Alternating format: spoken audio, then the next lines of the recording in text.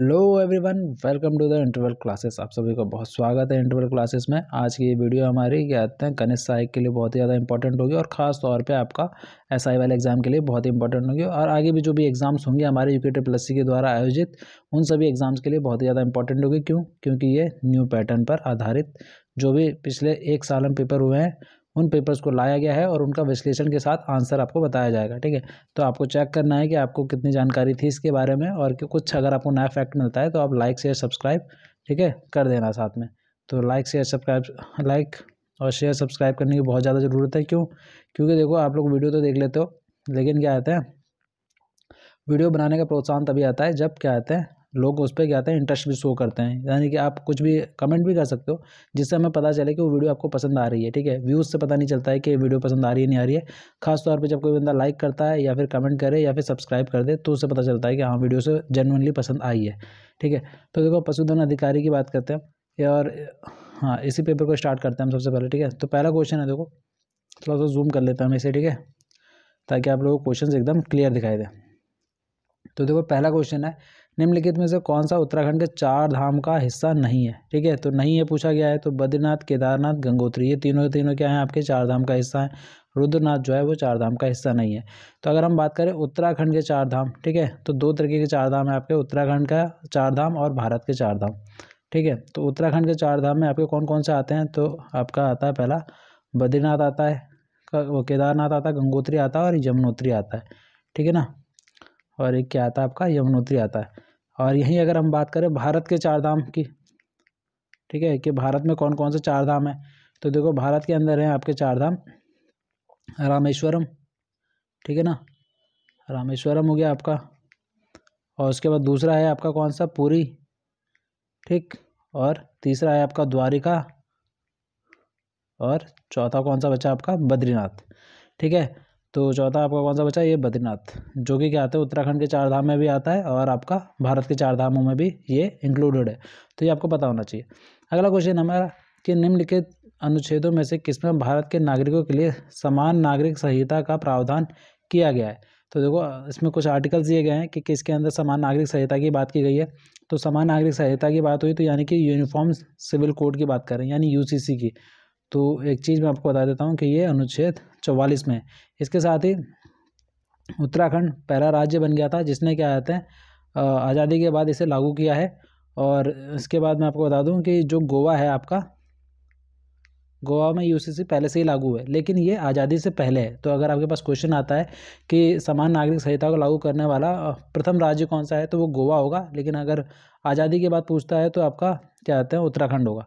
ठीक है, तो बेसिकली आप क्वेश्चन के हिसाब से देखेंगे उसमें कि उसमें क्या पूछा गया, आज़ादी से पहले कौन था, गोवा, यानी कि वो तब से ही है। और आज़ादी के बाद अगर किसी ने किया है तो वो उत्तराखंड पहला राज्य है। ठीक है, तो ये कुछ चीज़ें हैं जो आपको पता होनी चाहिए।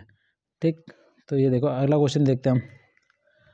और यहाँ पे देखो एक और आर्टिकल इंपॉर्टेंट है 102, क्योंकि इसमें क्या है कि इसके अंदर ही 102 में ही बात की गई है कि क्या कहते हैं जो संसद का कोई एमपी या फिर क्या कहते हैं कोई भी सदस्य है तो वो क्या कहते हैं अयोग्य कैसे घोषित होगा, या फिर क्या कहते हैं उसे उसके पद से हटाया कैसे जा सकता है, मतलब उसके ऊपर जो भी कार्रवाई होगी वो किस तरह से होगी, वो सारी बातें किसमें कही हैं 102 में। ठीक है, संसद के अंदर के जो एमपीज होते हैं उसकी बात कर रहे हैं।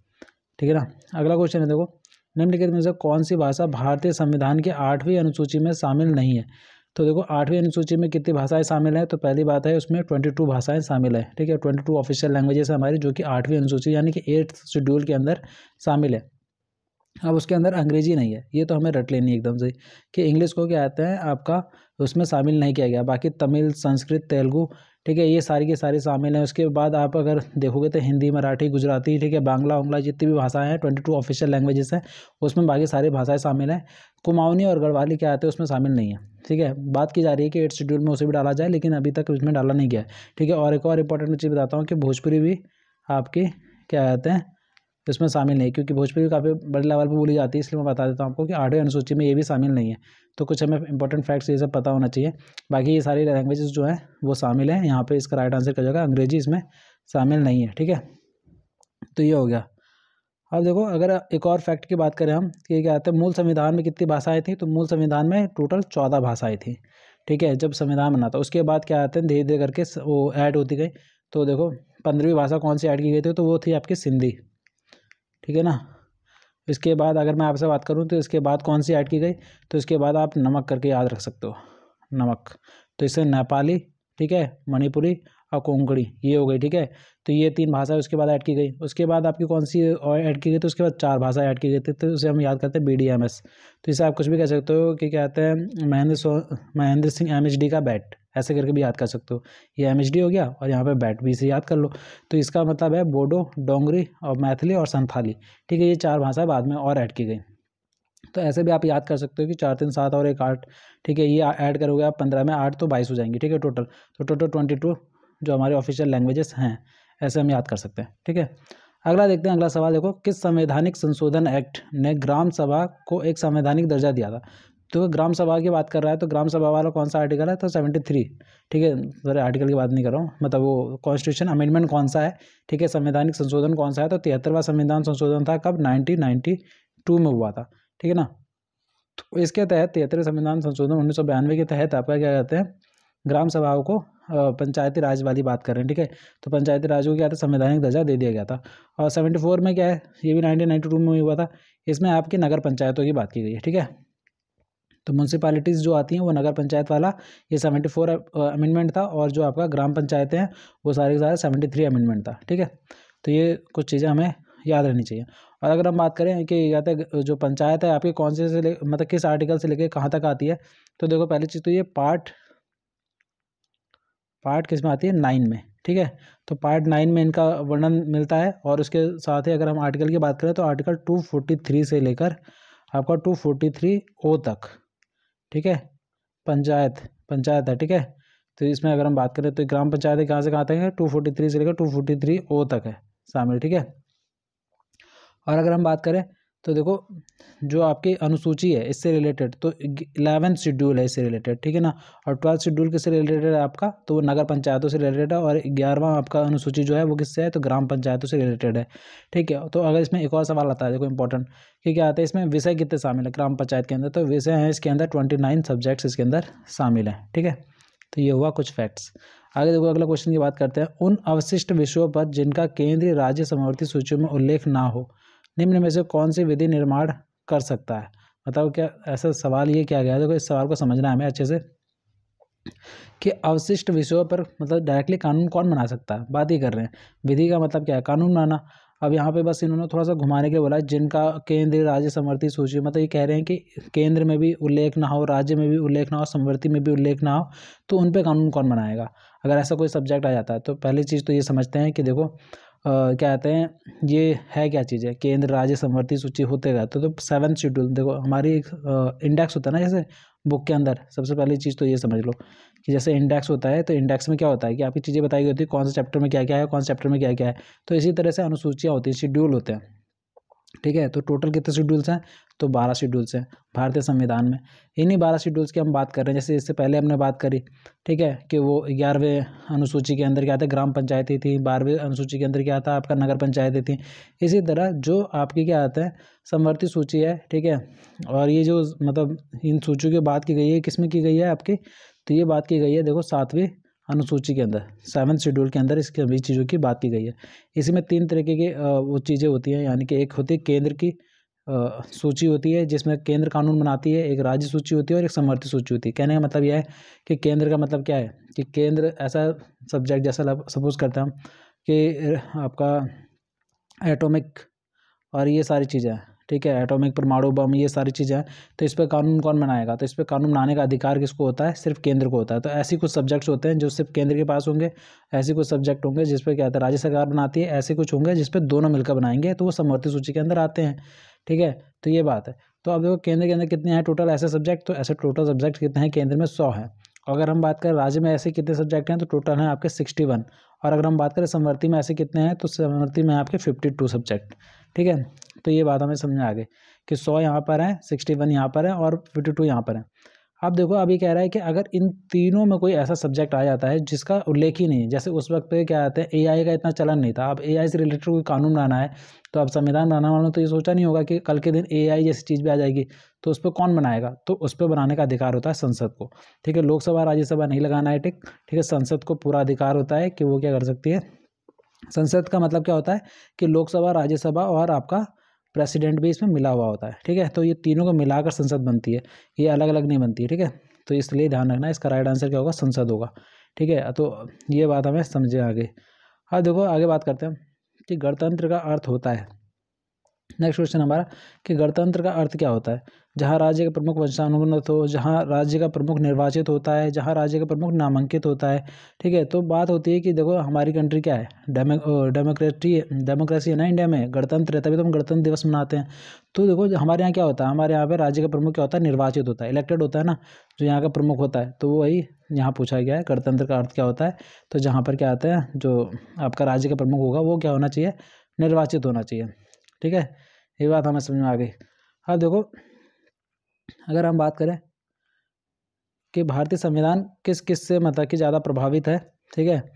तो देखो यूएसए से बहुत ज़्यादा प्रभावित है, ठीक है, और यूके यानी यूनाइटेड किंगडम से बहुत ज़्यादा प्रभावित है, और फ्रांस के संविधान से बहुत ज़्यादा प्रभावित है। तो ये तीन का नाम आपको जो याद रखना है कि यूएसए, यूके और फ्रांस से हमारा संविधान जो है बहुत ज़्यादा प्रभावित है। अगले क्वेश्चन की बात करते हैं। देखो नेक्स्ट क्वेश्चन हमारा, लोकतांत्रिक विकेंद्रीकरण की त्रिस्तरीय योजना की अनुशंसा करने वाली समिति का नाम क्या है। अब यहाँ पे बात कर रहा है कि देखो लोकतांत्रिक विकेंद्रीकरण, विकेंद्रीकरण का मतलब क्या हुआ कि जैसे देखो केंद्रीकरण क्या होता है पहले तो ये समझते हैं, ठीक है। सेंट्रलाइजेशन क्या होता है, तो केंद्रीकरण क्या होगा, केंद्रीकरण, ठीक है। यहाँ पे देख लो, लिखने पे ज़्यादा नहीं बोला, मतलब जो आवाज़ मेरे उस पर कोशिश करना समझने की। तो देखो केंद्रीकरण हुआ कि क्या आते हैं, यहाँ पे छोटी छोटी चीज़ें पड़ी थी, इसको जोड़ा हमने, केंद्र की ओर लेके आए, यानी कि अब ये एक हो गई हैं। तो ये हो गया केंद्रीकरण, ठीक है। विकेंद्रीकरण इज अ सिंपल थिंग कि क्या आते हैं, सबको अलग अलग थोड़ा थोड़ा सेपरेट कर दिया, ठीक है, अलग कर दिया हमने। मतलब ये देखो इधर से ये इधर को जा रही है चीज़ें, ठीक है, और ये इधर से वापस आ रही है इधर को। तो ये समझ लेना कि केंद्रीकरण का मतलब क्या हुआ, एक करना, और विकेंद्रीकरण का मतलब उन्हें अलग अलग करना। ये बात समझ में आ गई। तो अब ये पूछ रहा है यहाँ पे कि जो हमारे यहाँ पे विकेंद्रीकरण की त्रिस्तरीय योजना की अनुशंसा करने वाली समिति का नाम क्या था, यानी कि किसने कहा था कि हमारे यहाँ पे तीन तरीके से स्तर लेवल्स होने चाहिए, ठीक है, लोकतंत्र के कि तीन लेवलों पे मतलब ये सारी चीज़ें चेक होनी चाहिए। तो देखो इसको कहा था आपका बलवंत राय मेहता समिति ने, ठीक है। तो बलवंत राय मेहता समिति, ठीक है। तो इसने क्या करा था, आपका त्रिस्तरीय योजना का अनुशंसा की थी, ठीक है। तो अब देखो इसे समझना कैसे, याद कैसे रहेगा हमें कि त्रिस्तरीय किसने कहा था और क्या था दूसरा किसने कहा था।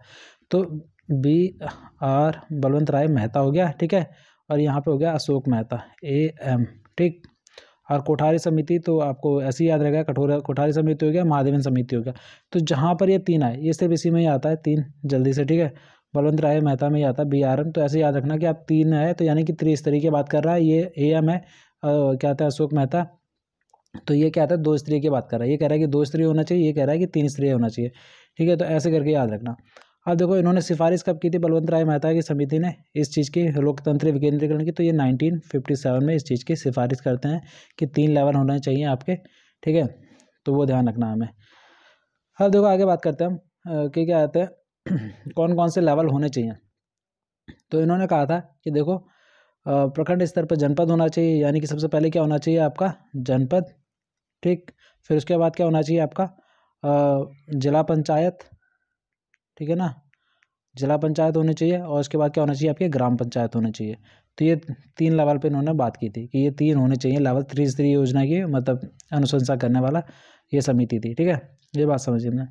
अगला क्वेश्चन देखो, भारत में भाषाई आधार पर सृजित पहला राज्य कौन सा था। तो भारत में अगर बात करी जाए भाषाई आधार पर, ये सवाल हर बार पूछा जाता है, रिपीटेड एंड रिपीटेड सवाल है। तो देखो 1953 में सबसे पहले जो भाषाई राज्य पर पहला राज्य बनता है वो बनता है आंध्र प्रदेश। कब बनता है, 1953 में। इस वक्त पे क्या होता है ना कि क्या होता है, इनके यहाँ पे एक वो होते हैं आपके श्री रामल्लू करके मतलब बहुत बड़े एक लीडर होते हैं। तो वो क्या करते हैं, भाषाई अलग मतलब भाषा के आधार पर अलग राज्य बनाने की मांग करते हैं, और काफ़ी टाइम से कर रहे होते हैं। तो इनकी मांग को माना नहीं जाता, बाद में अनशन करते करते क्या आते हैं, इनकी डेथ हो जाती है। तो इसकी वजह से 1953 में मजबूरी में सरकार को आकर आंध्र प्रदेश को पहला भाषाई आधार पर सृजित राज्य बनाना पड़ता है। इसके बाद भाषा के आधार पर और भी राज्य बनते हैं, ठीक है। और मतलब इसके बाद जब ये रिपोर्ट्स क्या आते हैं इसके बाद पब्लिश होती हैं, ठीक है, बाद में। तो वो ध्यान रखना है कि पहला राज्य कौन सा था भाषाई आधार पर सृजित होने वाला, तो वो आंध्र प्रदेश था, ठीक। ये ध्यान रखना। और अगर हम बात करते हैं कि ये बना कब था, तो 1 अक्टूबर 1953 को, ठीक है। तो एग्जैक्ट डेट है मैं आपको बता देता हूँ, क्योंकि कई बार एग्जैक्ट डेट भी पूछाता है। और अगर बात की जाए अगर भाषा कौन सी थी, तो भाषा थी इनकी तेलुगु, ठीक है ना। तो ये इनकी भाषा क्या थी, तेलुगु थी, ठीक है। तो इतना ध्यान रख लिया हमने। अब देखो अगला क्वेश्चन है, निम्नलिखित में से कौन सा युग्म सही सम्मिलित नहीं है, पूछा जा रहा है नहीं है, ठीक है। तो आप देखो ये सवाल का आंसर हम समझते हैं। उरालिस, नीलगिरी की पहाड़ियाँ, क्या कहते हैं, कादोर्स, कोच्चि, ठीक है। और आपका बद्रीस, सतपुड़ा पहाड़ियाँ, और पुलानियास, पालनी की पहाड़ियाँ। तो देखो इसमें जो आपका बद्रीस है ना, ये सतपुड़ा पहाड़ियों में नहीं पड़ता है, ठीक है। तो ये ध्यान रखना है, ये इसमें नहीं पड़ता। बाकी उरालिस नीलगिरी की पहाड़ियों में आता है, कादोर्स आपका कोच्चि में आता है, और पुलानियास जो आपका पालनी की पहाड़ी में आता है। ये देखो ज्योग्राफी का ये फैक्चुअल क्वेश्चन होते हैं, इसे हमें रटना ही पड़ता है। हम चाहे कितना भी याद कर लें, ये थोड़ा सा टफ पड़ जाता है हमारे लिए, ठीक है, याद करना। तो ये ध्यान रखना बस, ठीक है। अगला क्वेश्चन देखते हैं, निम्नलिखित में से कौन से भारत में सबसे बड़ी खारे पानी की झील है। तो सबसे बड़ी खारे पानी की झील कौन सी है, तो ये सभी को पता है कि जो आपकी चिल्का लेक है वो सबसे बड़ी खारे पानी की झील है, ठीक है। और ये कहाँ पर है, तो आपकी उड़ीसा के अंदर ये पड़ती है, ठीक है। तो चिल्का, ठीक है ना, ये ध्यान रखना हमें। अब देखो अगर हम बात करें कि चिल्का लेक जो है आपकी एशिया की सबसे बड़ी खारे पानी की भी झील है, ठीक है। ये सिर्फ भारत की सबसे बड़ी खारे पानी की झील नहीं, ये क्या है, एशिया की भी सबसे बड़ी खारे पानी की झील है। और इसमें जो नमक की सांद्रता है ना, वो आपकी 3,000 ग्राम पर लीटर करके होता है, इसमें नापते हैं इसकी सैलिनिटी को, ठीक है। खारे पानी की जो सैलिनिटी होती है वो ऐसी नापी जाती है। तो यहाँ पे दो वो बिंदे आते हैं और यहाँ पे एक आता है, ठीक है। तो इसका जो साइन होता है, कई बार हो सकता है साइन से पूछे जाते हैं पेपरों में, तो अगर आपसे ऐसा आ जाता है तो ऐसे परसेंट मत बना देना, ये ऊपर डबल बिंदे लगते हैं और नीचे एक लगता है, तो ये सैलिनिटी का साइन होता है, ठीक है। और इसके क्षेत्रफल की बात करें तो ये 1100 वर्ग किलोमीटर से अधिक है, ठीक है। 1100 वर्ग किलोमीटर का मतलब क्या हुआ, ये वर्ग ऊपर का साइन और किलोमीटर का मतलब किलोमीटर, ठीक है। अगर मैं समझा दूं आपको कि वर्ग किलोमीटर कैसे दिखते हैं, तो देखो ये है, ये 1 किलोमीटर यहाँ पे भी है, 1 किलोमीटर यहाँ पे है, तो क्या होता है, अगर हम आयत के क्षेत्रफल की बात करें या फिर वर्ग के क्षेत्रफल की बात करें, तो क्या होता है, इसमें या तो लंबाई जो गुणा चौड़ाई होगा या फिर ए स्क्वायर होता है, ये तो होता है। तो सिंपली, तो अगर यहाँ पे हम बात करेंगे तो ये किलोमीटर था, इधर भी नापने वाला, ये वाला भी एरिया किलोमीटर में ही नापोगे ना, और इधर वाला भी किस में नापोगे, किलोमीटर में ही। तो ये किलोमीटर जब मल्टीप्लाई होगा तो क्या होगा, किलोमीटर स्क्वायर। तो दैट्स वाई जब भी हम किसी का क्षेत्रफल देखते हैं तो किलोमीटर स्क्वायर में ही देखते हैं, तो ये गलती मत करना, बेसिक गलती होती है, ठीक है, ये कई सारे बच्चों से। अब देखो अगर हम बात करें कि चिल्का लेक झील में जो क्या आता है प्रमुख जो आकर्षण है वो क्या है आपका, यहाँ पर डॉल्फिन पाई जाती है जिसका नाम क्या है, इरावदी है, ठीक है। तो इरावदी करके यहाँ पर क्या मिलती है, एक डॉल्फिन मिलती है, ठीक है, इरावदी। अब ये भी याद रखना, ठीक है। और अगर देखो वीडियो अच्छी लग रही है और पूरा लग रहा है कि क्या आते हैं इससे आपको नॉलेज मिल रही है, तो लाइक शेयर सब्सक्राइब जरूर कर देना, शेयर करना भी अपने दोस्तों के पास अगर आपको अच्छा लगता है, और चैनल को थोड़ा प्रमोट करना, ठीक है, ताकि वीडियोस बनाने में थोड़ा सा आसानी हो, कि लगे कि हाँ यार किसी के काम तो आ रही है, ठीक है।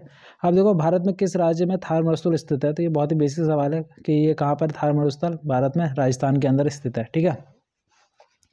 अब देखो अगर हम बात करते हैं कि क्या कहते हैं आपका जो थार मरुस्थल है सिर्फ भारत में, ये क्या नहीं, तो ये कहाँ पर है आपका, तो ये भारत और पाकिस्तान दोनों में पड़ता है, ठीक है। तो इतनी चीज़ें हमें याद रखनी है। और अगर हम बात करें क्या कहते हैं कि गर्म रेगिस्तानों में से है या वही ठंडे है, तो देखो जो आपके रेगिस्तान होते हैं ना, दो तरीके के होते हैं, एक तो होता है आपके गर्म मरुस्थल होते हैं, मरुस्थल बोलते हैं ना इन्हें, ठीक है। और एक होते हैं आपके शीत मरुस्थल, ठीक है, यानी कोल्ड डेजर्ट, और क्या होता है ये आपका हॉट डेजर्ट। तो ये गर्म डेजर्ट है, ठीक है। और यहाँ पे अगर हम बात करें इंडिया के अंदर कोल्ड डेजर्ट कहाँ पर है, तो ये आपका लद्दाख में है, ठीक है। अगर हम बात करते हैं तो ये ध्यान रखना। तो ये भी चीज़ें बताऊँ। और डेजर्ट किसे मरुस्थल कहते हैं किसे आखिरकार, तो जहाँ बहुत ही कम बरसात होती है उसी को क्या कहते हैं, मरुस्थल कहते हैं। तो आपको पता ही है कि क्या कहते हैं कि ऐसा जहाँ पे बहुत ज़्यादा बर्फ ही बर्फ से ढका रहेगा, ठीक है, एरिया, वहाँ भी बरसात नहीं होती है। और जहाँ पे क्या कहते हैं ऐसा होगा बिल्कुल रेगिस्तान होगा, वहाँ पे भी क्या होगा, बरसात नहीं होती है। समझ में आया। आगे देखो, आगे बात करते हैं भारत में मानव निर्मित सबसे बड़ी झील कौन सी है। तो देखो मानव निर्मित की बात कर रहे हैं ना, तो मानव निर्मित कौन सी है आपकी, गोविंद बल्लभ पंत सागर झील जो है वो मानव निर्मित सबसे बड़ी झील है। अगर हमें ये बात करें कि इस पर कौन सा बांध बनाया गया है, कई बार ऐसा सवाल आता है, तो रिहांद बांध जो है वो इसी के ऊपर बनाया गया है, ठीक है, किस पे, गोविंद बल्लभ सागर झील के ऊपर ही आपका कौन सा है, रिहांद बांध है, ठीक है। अब अगर देखो हम बात करें तो ये किसके किसके बीच में पड़ता है, तो ये पड़ता है आपका यूपी और मध्य प्रदेश दोनों में आता है, ठीक है, गोविंद बल्लभ पंत सागर झील जो है, ठीक है। तो झील बेसिकली जैसे कि प्लेन्स के एरियाज़ में डैम बोलते हैं ना जिन्हें, उसी टाइप की झील होती हैं। तो ये मानव निर्मित सबसे बड़ी झील है गोविंद बल्लभ पंत, और ये कहाँ पड़ रहा है, यूपी और मध्य प्रदेश के बीच में बॉर्डर पर पड़ता है एकदम, ठीक है, इसकी सीमा पर स्थित है। और किस पे बना हुआ है, क्योंकि इस पर रिहंद बांध है तो ऑब्वियस सी बात है ये रिहंद नदी पे बना हुआ है, ठीक है। तो रिहंद नदी, और रिहंद नदी किसकी सहायक है, तो ये सोन नदी की सहायक नदी है, ठीक है। तो ये भी ध्यान रखना कुछ चीज़ें। अब देखो आगे बात करते हैं, नेक्स्ट क्वेश्चन हमारा कि राज्य बीज निगम एनसीसी की स्थापना किस वर्ष हुई थी। तो ये इसकी जो स्थापना होती है वो 1963 में होती है, ठीक है ना। तो अब देखो अगर हम बात करें तो ये कितने बीजों का उत्पादन करती है आज के समय पे, तो ये 600 से प्लस क्या आते हैं बीजों के किस्मों का क्या आते हैं क्या करते हैं, उत्पादन करते हैं, प्रोडक्शन का काम करते हैं। कौन सा, राष्ट्रीय बीज निगम, ठीक है ना। तो ये ध्यान रखनी है हमें कुछ चीज़ें इसके बारे में। अब आगे बात करते हैं देखो नेक्स्ट क्वेश्चन की, ठीक है ना। निम्नलिखित में से कौन सा एक युद्ध वाद्य है, ठीक है। युद्ध वाद्य यानी कि युद्ध के समय पर बजाया जाने वाला वाद्य यंत्र है। तो देखो जो नगाड़ा है वो आपका एक युद्ध वाद्य यंत्र है, तो ये हमें ध्यान रखना है कि देखो जो नगाड़ा है वो आपका युद्ध वाद्य यंत्र। अलगोजा की बात करें तो देखो ये मुरली की तरह होता है, यानी बांसुरी जैसे होती है ना, ये वैसे ही होता है। तो ये ध्यान रखना है कि अलगोजा क्या है, मुरली की तरह ही होता है एकदम, जैसे कृष्ण की मुरली होती है ना, उसी टाइप का अलगोजा होता है, ठीक। सारंगी आपको पता ही है, और मोछंग भी आपको मालूम। अगर नहीं मालूम है तो इसके लिए आप जो क्या आते हैं उत्तराखंड की लोक संस्कृति की वीडियो चल रही है, आप उसे जाके प्लेलिस्ट में जाके देखिए। कनिष्ठ साई की पूरी प्रॉपर उत्तराखंड स्पेशल में वीडियो है, उसमें आप जाके देखेंगे तो ये सारी चीज़ें कवर कराई गई हैं, जहाँ पर आपके वाद्य यंत्र हैं, संगीत है, लोक नृत्य है, सब कुछ कराया जा रहा है वहाँ पर। तो आप उसे भी मतलब प्रॉपर देखिए, ठीक है। अब देखिए सलेम स्टील प्लांट, ठीक है, किस राज्य में बनाया गया है। तो सलेम स्टील प्लांट जो है आपका ये तमिलनाडु के अंदर बनाया गया है, ठीक है ना। तो अब अगर हम बात करें कि क्या आते हैं कि ये जो सलेम स्टील प्लांट है, ठीक है, तो इसके क्या आते हैं स्थापना कब होती है। तो 13 सितंबर 1981 में इसकी स्थापना की जाती है, ठीक है। और कहाँ पे की गई है, तो सलेम ज़िले में की गई है, इसीलिए इसका नाम क्या पड़ गया, सलेम स्टील प्लांट पड़ गया है, ठीक है। तो ये ध्यान रखना हमें इससे रिलेटेड। अब आगे हम बात करते हैं निम्नलिखित नदियों में से कौन सी एक नामिक हिमानी से निकलती है। तो नामिक ग्लेशियर से पूछ रहा है कि कौन सी नदी निकलती है। तो नामिक ग्लेशियर से हमारी निकलती है पूर्वी रामगंगा, ठीक है। पश्चिमी रामगंगा नदी कहाँ से निकलती है, तो ये बता दो आप लोग कि ये दूधातोली से निकलती है, ठीक है, ये दूधातोली से निकलती है। काली नदी कहाँ से निकलती है हमें, ये आप लोग कमेंट में बताओ। और गौरी नदी कहाँ से निकलती है, ये भी कमेंट में। ये तो बेसिक सवाल है, नदियों से तो सवाल इतने बनते हैं, ठीक है। और बताना, देखो काली नदी के बारे में मैं बता दूँ कुछ चीज़ें। या आपने सरयू का नाम सुना है ना, सरयू नदी, इसके किनारे कौन सी नदी, वो कौन सा शहर बसा हुआ है, तो अयोध्या बसा हुआ है। और अयोध्या नगर बसा हुआ है ना सरयू के। तो अब देखो सरयू मैंने यहाँ क्यों बोला है, अब इसके पीछे रीज़न बताता हूँ। तो जो काली नदी है ना, ये आपकी क्या आते हैं, यहाँ से जब टनकपुर से आगे निकलती है तो इसे शारदा के नाम से जानते हैं। टनकपुर से आगे जाती है, और शारदा से ये क्या आते हैं आगे जाएगी, और आगे जाके एक दो नदियाँ और हैं जिनमें क्या आते हैं मिल जाएगी, और वहाँ से बिजनौर के पास से, ठीक है, बिजनौर के पास से ये क्या आते हैं सरयू के नाम से आगे बढ़ती है, और फिर वहाँ पे अयोध्या जाती है, और यही क्या आते हैं आपके सरयू कहलाती है बाद में जाकर, ठीक है। तो ये ध्यान रखना है कि ये काली नदी उसमें सरयू में ही मतलब फाइनली जाके मिलती है, ठीक है। फिर सरयू के बाद सरयू किस में मिलती है, गंगा में मिलती है। तो ऐसे ही ध्यान रखना है कि एट द एंड आखिर में आकर ज़्यादातर नदियाँ किस में मिल जाती हैं, गंगा नदी में ही मिल जाती हैं। तो ये ध्यान रखना। काली नदी क्या आते हैं उत्तराखंड में सबसे अपवित्र नदी की अगर बात करें तो इसके जल को अपवित्र माना गया है, किसको, काली नदी के जल को, ठीक है। और अगर पवित्र की बात करें तो गौरी नदी वो, हाँ, गौरी नदी की जल को क्या आते हैं पवित्र माना गया है, ठीक है। तो ये भी ध्यान रखना है, ठीक है। बाकी ये कमेंट करके बताओ ये कहाँ से निकल रही है, कहाँ से निकल रही है। उत्तराखंड में रहते हैं हम तो इतना तो थोड़ा बहुत आइडिया हो जाता है। मैं दूधातोली पर्वत श्रेणी निम्नलिखित में से किन नदियों को पृथक करती है। तो अभी देखो ये सवाल कितना अच्छा पूछा गया है कि किन दो नदियों को ये अलग करने का काम करती है। तो देखो पिंडर नदी और पश्चिमी रामगंगा नदी को, दोनों को ये क्या आता है पृथक करने का काम करता है, जो दूधातोली ये क्या आता है श्रेणी है। दूधातोली श्रेणी जो है आपकी पौड़ी गढ़वाल अल्मोड़ा और क्या आता है ये चमोली वाला जो रीजन है इसमें क्या आता है पड़ता है दूधातोली वाली श्रेणी, ठीक है। और ये अलग करने का किसको काम कर रही है, पिंडर और पश्चिमी रामगंगा नदी को अलग करने का काम करता है, ठीक है। तो ये ध्यान रखना हमें। अगर हम बात करें कि देखो जो पिंडर नदी है ये क्या आता है अलकनंदा में जाके मिलती है मतलब, ठीक है। तो ये कहाँ अलकनंदा में जब जाके मिलती है उससे, तो ये कौन सा वो बनाती है प्रयाग, तो ये कर्णप्रयाग बनाती है, ठीक है। तो कर्णप्रयाग है इन दोनों के संगम पे, अलकनंदा और पिंडर के संगम पे कौन सा है, कर्णप्रयाग है आपका, ठीक है। ये ध्यान रखना है। और अगर हम बात करें ये क्या आते हैं आगे सवालों में, तो ये है देखो VL204, ठीक है। 204 निम्नलिखित में से किस एक फसल की उन्नत की गई प्रजाति है? तो देखो ये जो है ना आपका, ये मंडुवे की है, इसीलिए पूछा भी गया है, क्योंकि मंडुवा क्या है आपका उत्तराखंड में क्या आता है, बहुत ही ज़्यादा उगाया जाता है। तो और इसको क्या, मंडुवे को क्या बोलते हैं, रागी भी बोलते हैं, ठीक है। तो रागी के नाम से भी जाना जाता है ये, ठीक है। और अनाज के रूप में ये मतलब इसका काफ़ी यूज़ भी होता है, और आपको ये भी मालूम होगा कि इसका हम क्या करते हैं, एक्सपोर्ट भी करते हैं, ठीक है। और अगर हम बात करें तो जो श्री अन्न योजना चल रही थी अभी, ठीक है, प्रधानमंत्री के द्वारा, उसमें भी क्या आते हैं, इसका क्या आता है, प्रचार प्रसार काफ़ी किया गया था मंडुवे का, ठीक। देखो आगे और एक और चीज़ से समझ लेते हैं हम कि देखो जो गेहूँ है वो क्या आता है, उत्तराखंड में सर्वाधिक उगाए जाने वाली चीज़ें हैं। फिर उसके बाद चावल आता है, फिर उसके बाद क्या आता है आपका, गन्ना आता है, ठीक है। फिर उसके बाद मंडुवा आता है। तो इसकी क्रोनोलॉजी भी कई बार पूछ लेता है कि सबसे ज़्यादा कौन सा है, सबसे कम कौन सा है। तो फर्स्ट नंबर पर गेहूँ है, ठीक है, प्रोडक्शन के उत्पादन के मामले में। दूसरे नंबर पर चावल है, तीसरे नंबर पर गन्ना है, और चौथे नंबर पर आगे क्या है, मंडुवा है, ठीक है। ऐसे याद रखना। किस जिले में नचिकेता ताल स्थित है? ठीक है, तो नचिकेता ताल कौन से जिले में स्थित है आपका? तो ये आपका उत्तरकाशी के अंदर स्थित है, ठीक। और क्या है कि ये नचिकेता ताल जो कि कौन सी नदी, मतलब कौन सी नदी पर है? तो ये भागीरथी नदी पर स्थित एक झील है, ठीक है, नचिकेता ताल। तो कौन सी नदी पर है? भागीरथी नदी पर है, ठीक है। अगर ये आपसे थोड़ा और डिटेल सवाल पूछता है तो। आगे बात करते हैं हम कि निम्नलिखित में से कौन सी जनजाति उत्तराखंड की नहीं है? तो उत्तराखंड में कौन सी जनजाति नहीं पाई जाती है? तो नागा जनजाति जो है उत्तराखंड में नहीं पाई जाती है। बुक्सा जनजाति आपके उत्तराखंड में पाई जाती है। थारू भी कौन सी है आपकी, यहाँ पे उत्तराखंड में पाई जाती है। और जौनसारी भी पाई जाती है। अब देखो कुछ बातें कर लेते हैं इससे रिलेटेड। थारू जनजाति क्या है? उत्तराखंड की सबसे बड़ी जनजाति है, ठीक है। और बोक्सा की बात करें तो ये कहाँ पाए जाते हैं? तो ये आपका नैनीताल और देहरादून वाले क्षेत्र में पाए जाते हैं। कौन से? बोक्सा जनजाति, ठीक है ना। और जौनसारी की बात करें हम तो ये गढ़वाल की सबसे बड़ी जनजाति है, और वैसे उत्तराखंड की दूसरे नंबर की सबसे बड़ी जनजाति है, ठीक है। तो ये कुछ इनसे रिलेटेड बातें थी जो आपको बताना चाहिए। अगला सवाल है कि हर की दून बुग्याल उत्तराखंड राज्य के किस जिले में स्थित है? तो देखो हर की दून जो है हमारा वो उत्तरकाशी के अंदर स्थित है, ठीक। तो हर की दून कहाँ पर है? कई बार हमें लगता है ना कि हरिद्वार में हो सकता है, तो नहीं, ये उत्तरकाशी के अंदर स्थित है, इसीलिए ये सवाल पूछा जाता है हर बार, ठीक है। आगे देखो, आगे बात करते हैं कि नेक्स्ट क्वेश्चन इससे रिलेटेड कोई और फैक्ट्स मैं आपको बताना चाहूँ इसमें, तो ये ध्यान रखना है आपको। देखो कि हरिद्वार को ही मायापुरी के नाम से जाना जाता है, ठीक है ना। और क्या कहते हैं आपका झंडा मेला कहाँ होता है? तो देहरादून में होता है, ठीक।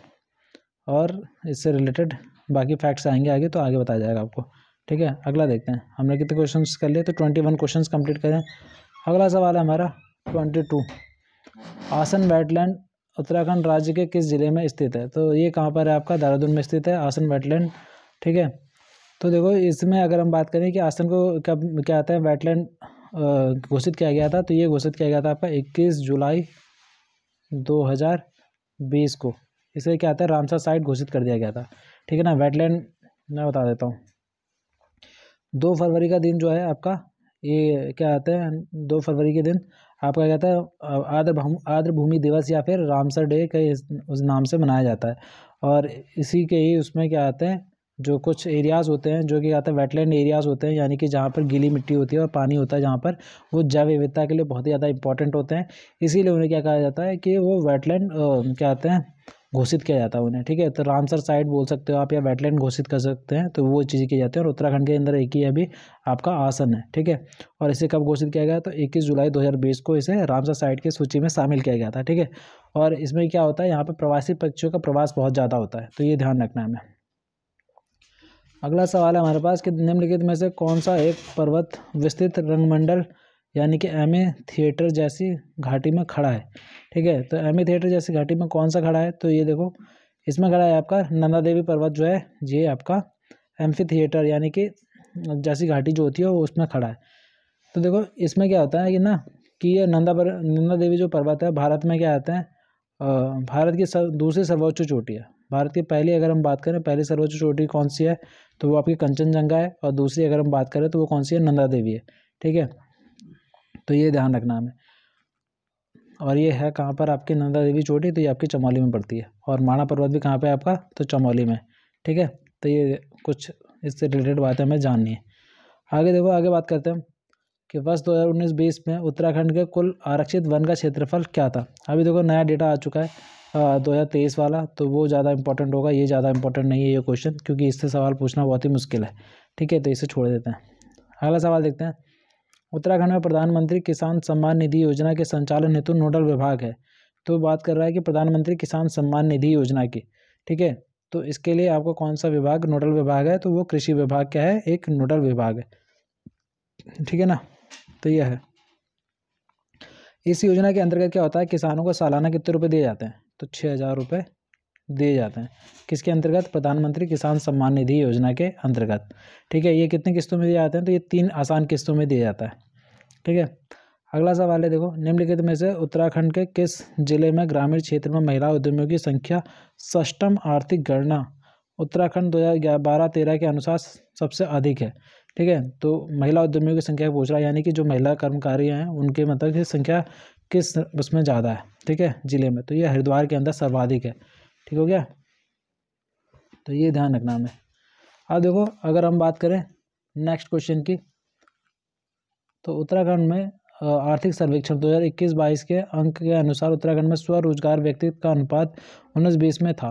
तो ये देखो, वापस से ये आर्थिक सर्वे भी आ चुका है, नया इकोनॉमिक सर्वे, और ये भी मैंने कराया हुआ, तो ये वहाँ से जाके आप लोग कवर करोगे, ठीक है। ये पूरी तरह से पढ़ना है, यहाँ पे मैं एक सवाल बताऊंगा, उससे कोई फ़ायदा नहीं होगा। इससे बेटर है कि आप पूरा के पूरा इकोनॉमिक सर्वे को देखो, ठीक है। निम्न में से कौन सी नदी दक्षिण गंगा के नाम से जानी जाती है, तो दक्षिण गंगा किसे कहते हैं आपके, तो गोदावरी को दक्षिण गंगा के नाम से भी जाना जाता है, ठीक है ना। तो ये ध्यान रखना है।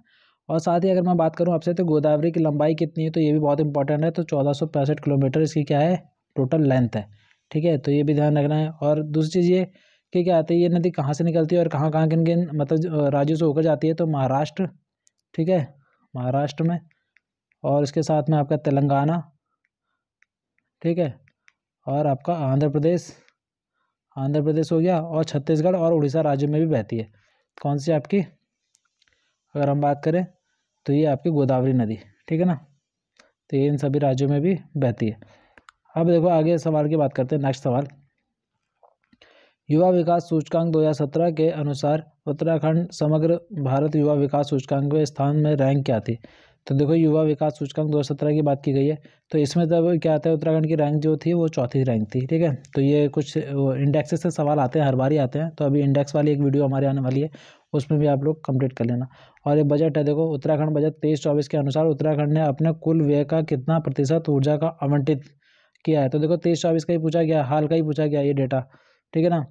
तो ये क्या था, क्या था, 1.8% आपका ऊर्जा के ऊपर, ठीक है ना। तो ये ध्यान रखना, 1.8% कितना क्या था, ऊर्जा के ऊपर क्या था, ठीक। और अगर हम बात करें कि क्या कहते हैं नेक्स्ट क्वेश्चन की, तो 31 क्वेश्चन हमारा, जस्ट वेट, उत्तराखंड बजट 23-24 के अनुसार उत्तराखंड में किस जनपद में दालचीनी की घाटी विकसित की जाएगी। तो देखो, दालचीनी की घाटी की विकसित करने की बात कहाँ की गई है, तो नैनीताल जिले में क्या था, दालचीनी घाटी को विकसित करने की बात की गई है, ठीक है। इसके लिए 6 जगहों को, मतलब कि 6 प्लेसेस को क्या आता है, वो मॉनिटर किया जा रहा है। और इसके साथ ही अगर हम बात करें कि क्या आता है, जो दालचीनी होता है, इसमें क्या होता है कि एंटीऑक्सीडेंट के क्या आता है, कुछ वो मिलते हैं, गुण मिलते हैं, तो इसकी वजह से इसका क्या आता है, प्रोटेक्शन की बात की जा रही है, ठीक है, कि इसे ज़्यादा से ज़्यादा उगाया जाए। और अगर हम आगे बात करें कि क्या आते हैं, महात्मा गांधी की किस शिष्य ने ऋषिकेश में पशुलोक आश्रम की स्थापना की थी। तो देखो, इसमें जो क्या आते हैं पशुलोक क्या आते हैं आश्रम की स्थापना की थी, वो किया था आपका मीरा बहन ने, ठीक है ना। तो ये मीरा बहन ने क्या आते हैं ऋषिकेश में क्या करा था आपका पशुलोक की स्थापना, पशुलोक आश्रम की स्थापना की थी, ठीक है। तो यह है। और देखो, जो क्या आते हैं मीरा बहन थी ना आपकी, तो मीरा बहन जो थी, ये क्या थी कि वन विभाग ने क्या आता है 1948 में क्या करा था, पशुलोक आश्रम की स्थापना के लिए कितने रुपए दिए थे मीरा बहन को, तो ये दिया था 2146 करोड़ रुपए, ठीक है ना। तो ये इससे रिलेटेड एक फैक्ट था जो आपको ध्यान रखना है। आगे देखो, अगला सवाल है, निम्नलिखित में से कौन पर्यावरण आंदोलन से संबंधित नहीं है। तो पर्यावरण आंदोलन से संबंधित नहीं है की बात की गई, तो आपको सबको पता है जसपाल राणा क्या है, पर्यावरण आंदोलन से संबंधित नहीं है। चंडी प्रसाद भट्ट, सुंदरलाल बहुगुणा और कल्याण सिंह रावत, ये सब के सब क्या है आपका एनवायरमेंटलिस्ट हैं, यानी कि पर्यावरण आंदोलन से संबंधित है, ठीक है। आगे देखो, अगला सवाल है कि राजी जनजाति उत्तराखंड में किस जनपद में पाई जाती है। तो राजी कहाँ पाई जाती है, आपकी पिथौरागढ़ वाला जो रीजन है, इसमें क्या है राजी जनजाति पाई जाती है। अगर हम बात करें राजी जनजाति की, तो ये क्या आते हैं सबसे मतलब संख्या में भी सबसे कम है, और क्या आते हैं शिक्षा उक्षा में भी सबसे कम है, ठीक है। ये भी चीज़ आपको ध्यान रखनी है कि राजस्थान जनजाति के बारे में। उत्तराखंड में सीमांत अभियांत्रिक संस्था यानी कि SEI कहाँ पे स्थित है? तो SEI क्या कहते हैं, EI की अगर हम बात करें तो ये आपका पिथौरागढ़ में स्थित है, ठीक है। और इसकी स्थापना जो होती है वो आपकी 2011 में क्या कहते हैं होती है, ठीक है। तो ये ध्यान रखना है। देखो, साक्षर भारत कार्यक्रम का मुख्य उद्देश्य किस आयु वर्ग के कार्यात्मक साक्षरता प्रदान करना था? तो जो साक्षर भारत आया था इसमें क्या आया था आपका 15 से लेकर जो 35 वर्ष तक के आयु के बच्चे थे उनको साक्षरता प्रदान करना था, ठीक है ना। तो ये ध्यान रखना है इससे रिलेटेड। अब देखो नेक्स्ट क्वेश्चन हमारा, अब हम कहते हैं ये नेक्स्ट वीडियो में देखेंगे। यहाँ से 37 नंबर से क्वेश्चन से आगे वाला जो हमारे सारी चीज़ें 37 क्या आता है आगे वाले हम, क्योंकि वीडियो काफ़ी लंबी हो चुकी है, 35 मिनट की वीडियो हो चुकी है। इतनी वीडियो अगर आपको पसंद आई है तो नेक्स्ट वीडियो में इसे कंप्लीट कर दूंगा। और भी पेपर्स अगर आपको चाहिए तो आप बता देना। और अगर आपको जो पेपर्स हैं वो परचेज़ करने हैं, उनका सॉल्यूशंस को भी परचेज़ करना है तो आप लोग क्या आते हैं हमारे व्हाट्सएप नंबर पर मैसेज कर सकते हैं। Thank you so much. Like से सब्सक्राइब जरूर कर देना।